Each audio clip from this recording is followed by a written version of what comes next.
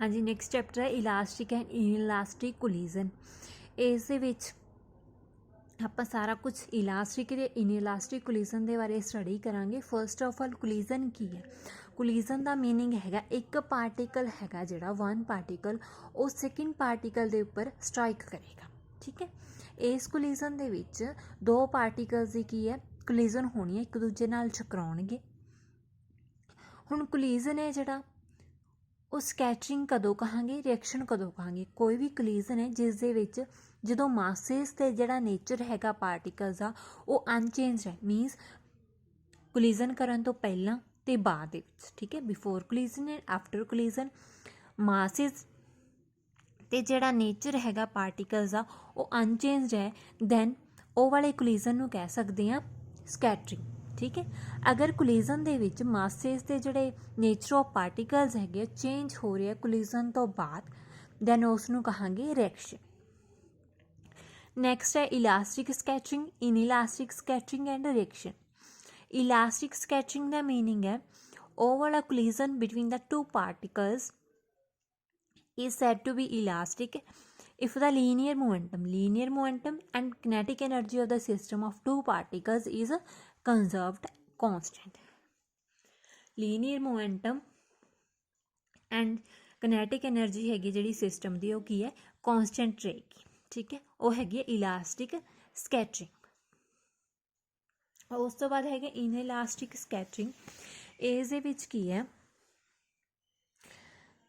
Linear momentum ਹੈਗਾ ਜਿਹੜਾ system ਦਾ ਉਹ ਕੌਂਸਟੈਂਟ ਰਹੇਗਾ ਬਟ ਕਿਨੈਟਿਕ ਐਨਰਜੀ ਕੌਂਸਟੈਂਟ ਨਹੀਂ ਰਹੇਗੀ।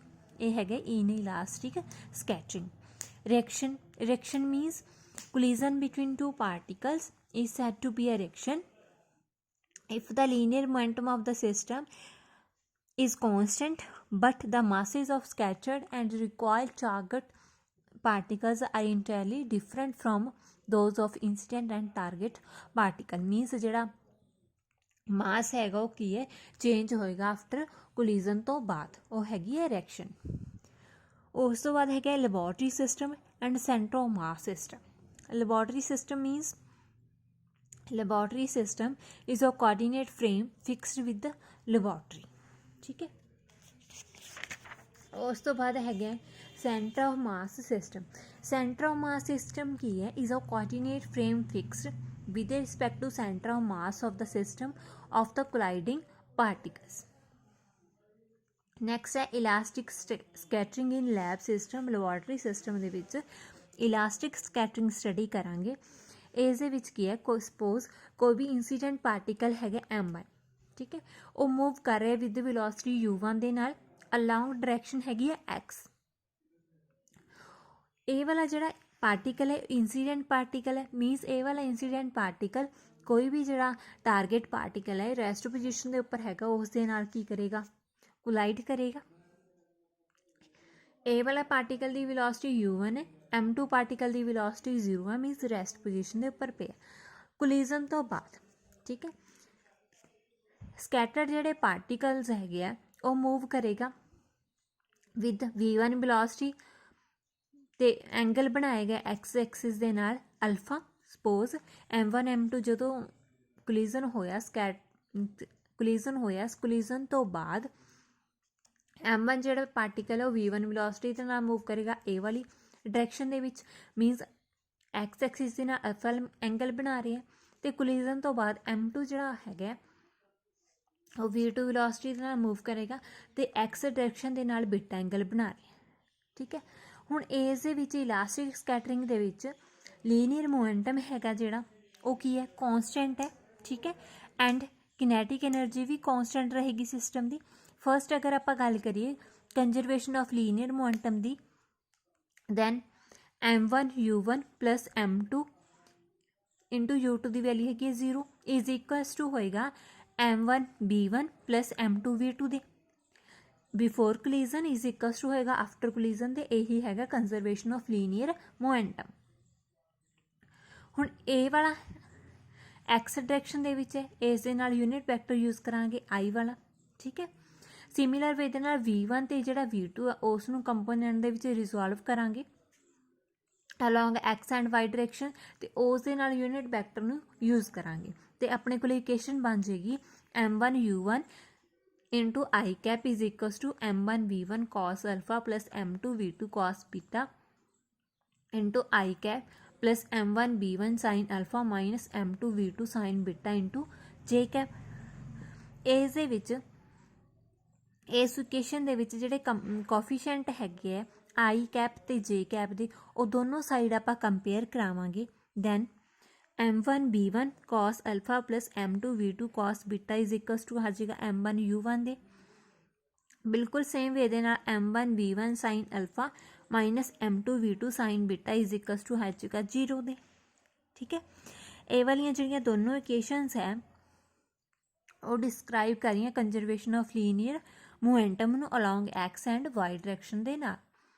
ਉਸ ਤੋਂ ਬਾਅਦ अगर conservation of kinetic energy of system लगाइए then before collision is equals to है आफ्टर कोलिजन दे means 1/2 m1u1 square plus 1/2 m2 u2 की जगह तो 0 पुट करांगे इज इक्वल्स टू है m1 1/2 m1v1 square plus 1/2 m2v2 square दे।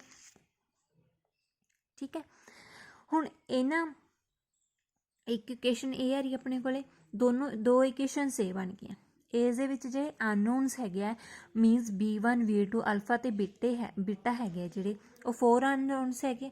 ਠੀਕ ਹੈ, ਇਹਨਾਂ ਦੀ ਜਿਹੜੀ ਵੈਲਿਊ ਹੈ ਉਹ ਆਪਾਂ ਫਾਊਂਡ ਨਹੀਂ ਕਰ ਸਕਦੇ। ਠੀਕ ਹੈ,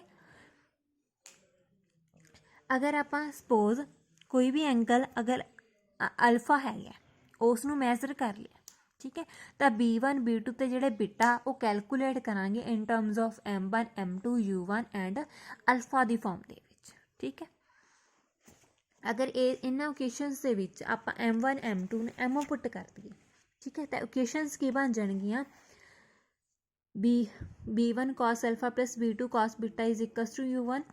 सेकेंड इक्वेशन बनेगी v1 sin alpha minus beta b2 sin beta is equals to 0।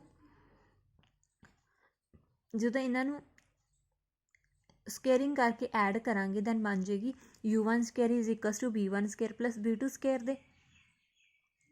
ਉਸ ਤੋਂ ਬਾਅਦ ਅਗਰ ਇਹ ਤਿੰਨੋਂ ਜਿਹੜੀਆਂ ਇਕੁਏਸ਼ਨਸ ਹੈਗੀਆਂ ਇਹ ਵਾਲੀ ਜਿਹੜੀ ਇਕੁਏਸ਼ਨ ਹੈ ਕਿਵੇਂ ਬਣੀ ਹੈ m1 m2 ਨੂੰ m ਪੁੱਟ ਕਰਾਂਗੇ ਇਸ ਇਕੁਏਸ਼ਨ ਦੇ ਵਿੱਚ।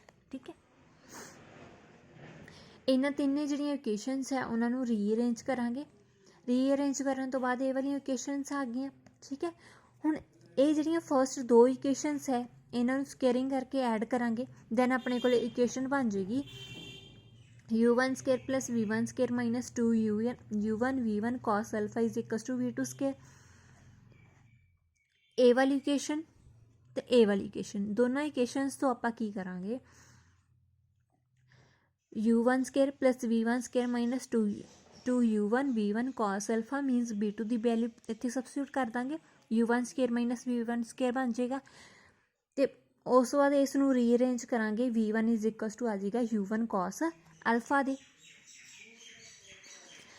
ਇਹ ਵਾਲੀ ਜਿਹੜੀ 10th ਇਕੁਏਸ਼ਨ ਹੈ ਇਸ ਇਕੁਏਸ਼ਨ ਦੇ ਵਿੱਚ b1 ਦੀ ਜਿਹੜੀ ਵੈਲਿਊ ਆ ਸਬਸਟੀਟਿਊਟ ਕਰਾਂਗੇ ਦੈਨ v2 ਆ ਜਾਏਗਾ u1 sin ਅਲਫਾ ਦੇ ਇਕੁਅਲ। ਠੀਕ ਹੈ, ਜਿਹੜੀ 9th ਇਹ ਵਾਲੀ ਇਕੁਏਸ਼ਨਸ ਹੈਗੀ ਹੈ ਇਸ ਦੇ ਵਿੱਚ v1 ਦੀ ਜਿਹੜੀ ਵੈਲਿਊ ਆ ਸਬਸਟੀਟਿਊਟ ਕਰਾਂਗੇ ਦੈਨ ਆਪਣੇ ਕੋਲ ਕੀ ਆ ਜਾਏਗਾ alpha beta is equals to 90 minus alpha means alpha plus beta is equals to 90।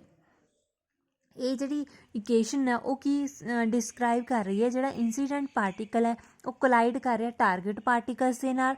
ਠੀਕ ਹੈ, ਤੇ ਟਾਰਗੇਟ ਪਾਰਟੀਕਲ ਹੈਗਾ ਜਿਹੜਾ ਉਹ ਰੈਸਟ ਪੋਜੀਸ਼ਨ ਦੇ ਉੱਪਰ ਹੈ ਤੇ ਉਹਨਾਂ ਦੋਨਾਂ ਦਾ ਜਿਹੜਾ ਮਾਸ ਹੈ ਉਹ ਸੇਮ ਹੈ m1 m2 is equals to m। ਤੇ ਦੋਨੋਂ ਪਾਰਟੀਕਲਸ ਰਾਈਟ ਐਂਗਲ ਦੇ ਨਾਲ ਕੋਲੀਜ਼ਨ ਤੋਂ ਬਾਅਦ ਇਲਾਸਟਿਕ ਕੋਲੀਜ਼ਨ ਤੋਂ ਬਾਅਦ ਰਾਈਟ ਐਂਗਲ ਦੇ ਉੱਪਰ ਮੂਵ ਕਰ ਰਹੇ ਮੀਨਸ ਇਹ ਵਾਲਾ ਜਿਹੜਾ ਐਂਗਲ ਹੈਗਾ ਅਲਫਾ ਪਲਸ ਬੀਟਾ ਇਹ ਹੈਗਾ 90 ਡਿਗਰੀ। ਉਸ ਤੋਂ ਬਾਅਦ ਹੈਗਾ elastic scattering in centre of mass system, ਜਿਵੇਂ ਆਪਾਂ ਲੈਬ ਸਿਸਟਮ ਦੇ ਵਿੱਚ ਸਟੱਡੀ ਕੀਤਾ ਬਿਲਕੁਲ ਸੇਮ ਵੇ ਦੇ ਨਾਲ ਹੈਗਾ ਸੈਂਟਰ ਆਫ ਮਾਸ ਸਿਸਟਮ ਦੇ ਵਿੱਚ ਇਹ ਤੁਸੀਂ ਖੁਦ ਸਟੱਡੀ ਕਰੋਗੇ। ਨੈਕਸਟ ਹੈ relations between velocities in cm mass center of mass system and lab system during elastic scattering ਇਹ ਵੀ ਤੁਸੀਂ ਖੁਦ ਸਟੱਡੀ ਕਰੋਗੇ ਇਹ ਵਾਲਾ ਟੌਪਿਕ।